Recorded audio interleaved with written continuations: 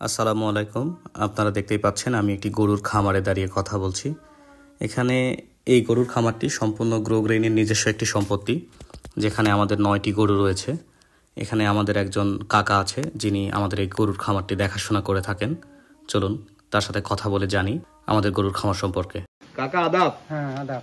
কেমন আছেন? আছি ভালো। আপনার নাম জানতে চাচ্ছি। আমার নাম অখিল হালদার। অখিল হালদার। অখিল হালদার। আপনি যে গরুর খামার দেখাশোনা করতেছেন, কতদিন এই দায়িত্বে আছেন আপনি? 5 বছর। 5 বছর ধরে? হ্যাঁ।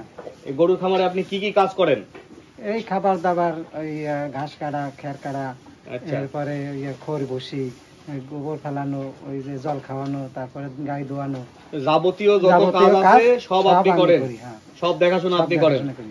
কাকা এখানে কতগুলো গরু আছে? 9টা। 9টা গরু আছে। এই গরুগুলো কি জাতের গরু?